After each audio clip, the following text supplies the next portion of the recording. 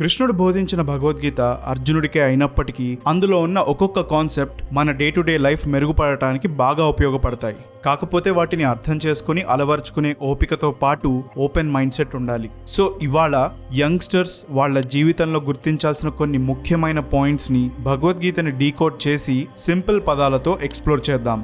So dear channel supporters, వీడియోకి ఒక like and comment పెట్టడం మాత్రం మర్చిపోకండి. మన కంటెంట్ మొదటిసారి చూసేవాళ్ళు ఛానల్ కి సబ్స్క్రైబ్ చేసుకొని బెల్ ఐకాన్ యాక్టివేట్ చేసుకోండి. Number 1, focus on work. భగవద్గీతలో ఎంతో ప్రసిద్ధి చెందిన పాయింట్. మనం చేసే పని మీద మాత్రమే మనకు అధికారం ఉంటుంది, కానీ దానితో దక్కే ఫలితంపై ఎటువంటి అధికారం ఉండదు. ఈ విషయం గుర్తించి కేవలం చేసే పని మీద మాత్రమే ఫోకస్ చేయాలంటారు, కానీ అది ఎలా సాధ్యం అనే ప్రశ్న చాలా మందికి ఉంటుంది. దానికి 3 పనులు సహాయపడతాయి. మొదటిది ఇంద్రియాలను జయించడం. ఈ రోజుల్లో మన చుట్టూరా ఎన్నో డిస్ట్రాక్షన్స్ ఉంటున్నాయి. గేమ్స్, సినిమాలు, వెబ్ సిరీస్, ఇవే కాక ఇతరులు లైఫ్ గురించి భయపెట్టే విధంగా మాట్లాడే మాటలు కూడా మనల్ని ఎంతో కొంత డిస్టర్బ్ చేస్తాయి. సో వాటన్నిటిని ఎదుర్కోవాలంటే మనసుకి ఒక డిసిప్లిన్ ఉండాలి. సింపుల్ గా చెప్పాలంటే మీకు మీరు ఒక టైం టేబుల్ వేసుకుని పని చేయండి. ముఖ్యమైన పనులు చేసే సమయంలో అన్నిటికీ దూరంగా ఉండేలా చూసుకోవాలి. ఇదంత సులువైన విషయం కాదు, అలాగని అసాధ్యం కూడా కాదు. కేవలం సమయం పట్టే విషయం అని అర్థం చేసుకొని డిసిప్లిన్ తప్పుతుందన్న ప్రతిసారి తిరిగి ప్రయత్నించండి. అప్పుడు అభ్యాసానికి అలవాటు పడటం అనే రెండో స్టెప్ ఫాలో అవుతారు. ఈ విధంగా మీకు పని చేయడం కొత్త కాబట్టి అది అలవాటు చేసుకోవడానికి, ఆ మార్పు గమనించడానికి సమయం పడుతుంది. ఇక్కడ మీపై మీకు పూర్తి నమ్మకం ఉండాలి. అదే ఆఖరి స్టెప్. ఈ 3 పాయింట్స్ భగవద్గీత 4వ అధ్యాయం 39వ శ్లోకానికి ఉన్న సమ్మరీ. మరొక విషయాన్ని గుర్తుంచుకోండి, పనికి డిస్ట్రాక్షన్ అనిపించే గేమ్స్, మూవీస్ అవన్నీ పూర్తిగా మానేయక్కర్లేదు. వాటికి మీ ఫ్రీ టైం ని కేటాయించుకోవచ్చు. నంబర్ 2, మైండ్ సెట్ ఎలా ఉండాలి. మీ మైండ్ వాయిస్ మీ గురించి మీతో ఏమని చెప్తుంది? నువ్వొక లూజర్వి అని గుర్తు చేస్తుందా, లేక ట్రై చేయి బ్రో, ఏదైతే అది అయ్యింది చూసుకుందాం అని అంటుందా? మనుషులందరూ వారిని వారు ఈ ఫిజికల్ బాడీతో అసోసియేట్ చేసుకొని వారున్న పరిస్థితి బట్టి ఫైనాన్షియల్, ఫిట్నెస్, లుక్స్, ఎడ్యుకేషన్ ఇలా ఎన్నో విధాలుగా ఇతరులతో కంపేర్ చేసుకుని అందరూ వేరనుకుంటారు. అలాంటి కంపారిజన్స్ నుంచే ఎదుటి వారు సాధించిన విజయాలు నా వల్ల కాదు అనే ఆలోచన పుడుతుంది. భగవద్గీత 2వ అధ్యాయంలో 16వ శ్లోకం నుంచి 18వ శ్లోకం వరకు దీనికి ఒక వివరణ ఉంది. ప్రతి జీవి ఉన్న పరిస్థితి వేరు కావచ్చు, కానీ అన్ని జీవుల్లో ఉన్న ఆత్మ ఒక్కటే. ఆత్మ అంటే మన ఎగ్జిస్టెన్స్ కి మూలమైన లైఫ్ ఫోర్స్, సోల్ అంటారు. సో ప్రతి ఒక్కరికి ఉన్న సామర్థ్యం ఒక్కటే.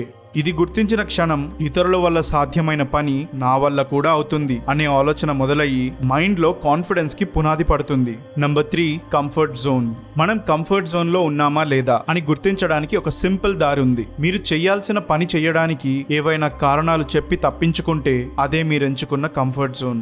ఎగ్జాంపుల్ కి జిమ్ కి వెళ్దాం అనుకుని 2 రోజులు మిస్ చేశాక వచ్చే మండే నుంచి ఫ్రెష్ గా స్టార్ట్ చేస్తాను అని కొంతమంది కామన్ గా చెప్తుంటారు. ఈ కారణం 5 నుంచి 6 రోజుల పాటు పనిని వాయిదా వేసేట్టు చేస్తుంది. ఇదే మీరెంచుకునే కంఫర్ట్ జోన్. ఇలాంటి సిచ్యువేషన్ ని ఉద్దేశిస్తూ కృష్ణుడు భగవద్గీత 2వ అధ్యాయం 31వ శ్లోకంలో ధర్మాన్ని అనుసరించడం కంటే గొప్ప పని మరొకటి లేదు, కనుక ప్రతి ఒక్కరూ వారి వారి ధర్మాన్ని పాటించాలి అని అన్నాడు. సో కంఫర్ట్ జోన్ నుంచి బయటపడి అసలైన వార్ జోన్ లో అడుగు పెట్టాలి. ధర్మం అంటే మన డ్యూటీ, దాన్ని కరెక్ట్ గా చెయ్యాలి. నంబర్ 4, కాన్ఫిడెన్స్ లేకపోవడానికి అన్నిటికంటే పెద్ద కారణం ఏంటి? ఎవరో ఏదో అనుకుంటారనే ఆలోచనతో మనం అనుకున్న పని చెయ్యకపోవడం. ఇది చాలా మందిలో ఉండే కామన్ ప్రాబ్లం. మనమున్న సిచ్యువేషన్, మనం ఎదుర్కొంటున్న వ్యక్తులు, వీళ్ళంతా మన మనసుని ఏదో ఒక విధంగా ఇన్ఫ్లుయెన్స్ చేస్తారు. అప్పుడు బాధ, సంతోషం అనే 2 ఎక్స్ట్రీమ్స్ మధ్య ఎన్నో ఫీలింగ్స్ క్రియేట్ అవుతాయి. వీటిని సీరియస్ గా తీసుకోవడం వల్లే ముందడుగు వెయ్యాలా వద్దా అనే కన్ఫ్యూజన్ లో పడి చాలా మంది ఆగిపోతారు. ఇలా స్టక్ అయ్యి ఆగిపోయిన వ్యక్తుల్లో ఒక గొప్ప యోధుడు కూడా ఉన్నాడు. అతనే మహాభారతంలో అర్జునుడు. కురుక్షేత్ర యుద్ధం మొదలయ్యే కొన్ని క్షణాల ముందు అతను చేస్తున్నది ధర్మమే అయినా కూడా నేను నా సొంత వాళ్లతో యుద్ధం చెయ్యలేను అని ఆగిపోయాడు. కృష్ణుడు అతని డౌట్స్ అన్ని క్లారిఫై చేస్తూ భగవద్గీత బోధించాడు. అందులో 2వ అధ్యాయం 14వ శ్లోకంలో ఈ సిచ్యువేషన్ కి సంబంధించిన పాయింట్ చెప్పాడు. మనసులో కలిగే బాధ, సంతోషాలు, ప్రకృతిలో ఉండే ఎండ, చలి కాలాల వంటి మార్పులు అన్ని తాత్కాలికమే. వాటికి తట్టుకోవడం నేర్చుకోవాలి, కానీ చెలించిపోకూడదు. సో మన ఫీలింగ్స్, థింగ్స్, వాటికి కారణమైన సిచ్యువేషన్స్, ముందు చెప్పిన పాయింట్స్ లో మన ఫిజికల్ బాడీ అన్ని టెంపరరీ అయినప్పుడు ఎందుకు అనుకున్నది చేయకుండా స్తంభించిపోవడం? ఇది అర్థం చేసుకుంటే నిన్న క్రియేట్ అయిన ఆపర్చునిటీ ఇవాళ ఉండదు, ఇవాల్టి ఆపర్చునిటీ రేపటికి ఉండకపోవచ్చు అని గుర్తిస్తారు. సో ప్రతి అవకాశాన్ని వీలైనంత వరకు వినియోగించుకోవాలనే ఆలోచనతో ముందడుగు వేస్తారు. ఇక్కడితో కాన్ఫిడెన్స్ సంపాదించడానికి కావాల్సిన మైండ్ సెట్ సిద్ధమవుతుంది. Number 5, value of time.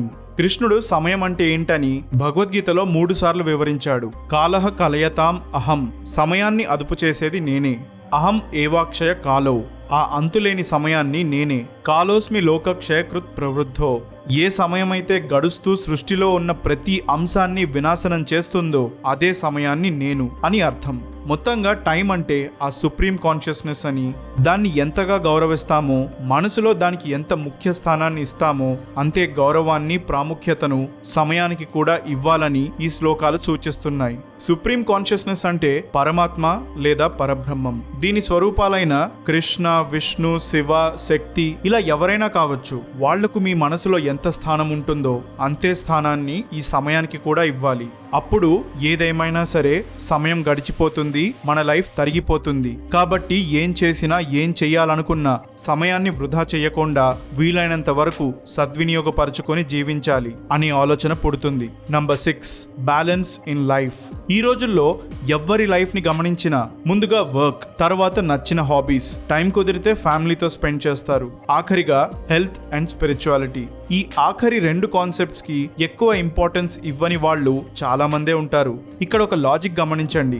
Work pressure ఎక్కువైతే రిలాక్స్ అవ్వడం కోసం కాస్త ఫన్ కోరుకుంటారు. రిలాక్స్ అయ్యే టైం తగ్గిపోతే ఫ్యామిలీతో కాసేపైనా యాక్టివ్ గా టైం ని స్పెండ్ చేయలేకపోతారు. సో మొత్తంగా ఇక్కడ బ్యాలెన్స్ తప్పుతుంది. అదే సనాతన ఫిలాసఫీ ప్రకారం చూస్తే health, spirituality, work, family time, fun and hobbies ఈ ఆర్డర్లో వెళ్తే రోజు హెల్తీ ఫుడ్ తీసుకుంటూ 20 నిమిషాల నుంచి 1 గంట సమయం ఏదైనా ఫిజికల్ యాక్టివిటీ, సైక్లింగ్ ఇవి చేస్తే చాలు. మెంటల్ అండ్ ఫిజికల్ యాక్టివ్నెస్ ఉంటుంది. కాస్త స్పిరిచువాలిటీ చేర్చితే, అంటే పూజలు, భజనలు మాత్రమే చేయక్కర్లేదు. ఒక 30 నిమిషాలు లేదా 1 గంట సేపు పురాణ ఇతిహాసాల కథలు చదువుతూ వాటిల్లో ఉండే మారల్స్ అర్థం చేసుకుంటే లైఫ్ కి అవసరమైన క్లారిటీ, డెసిషన్ మేకింగ్ లో ఇంప్రూవ్మెంట్ ఉండి పీస్ఫుల్ గా ఉండటం అలవాటవుతుంది.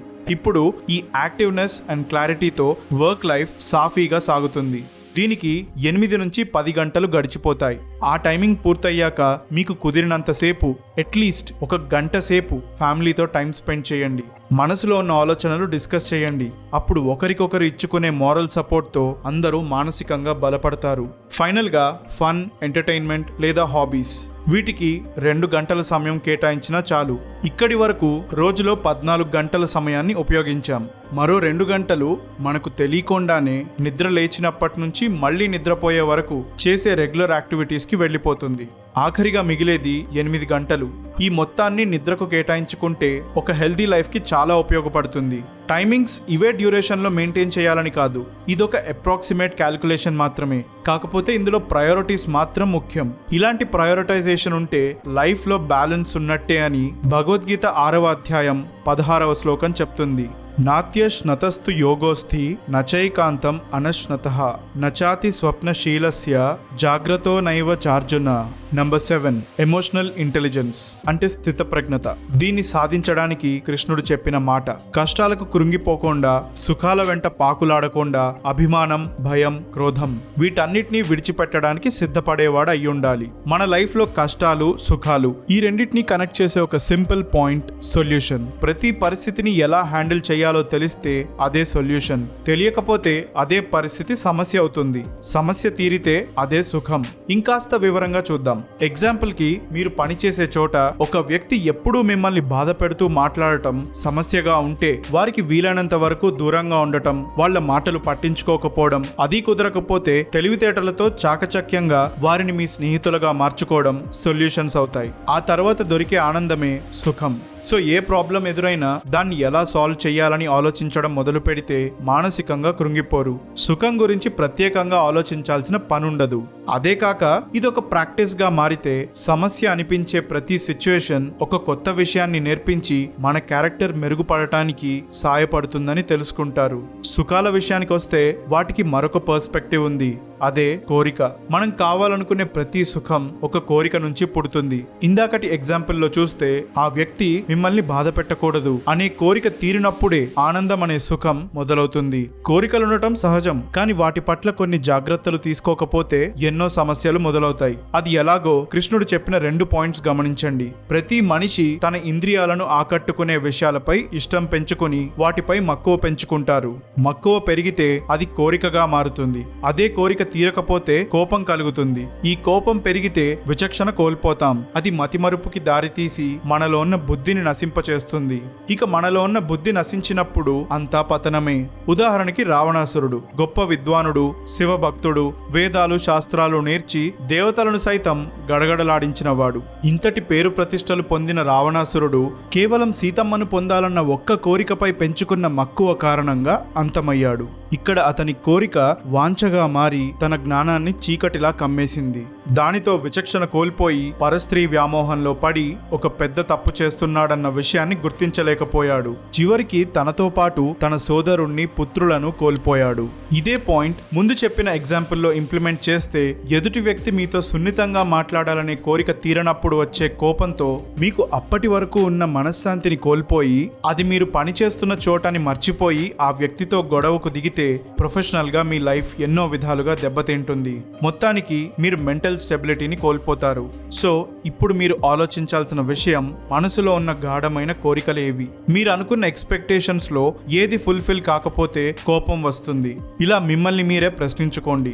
కోరికల్లో చిన్న పెద్ద అనే తేడా చూడకూడదు.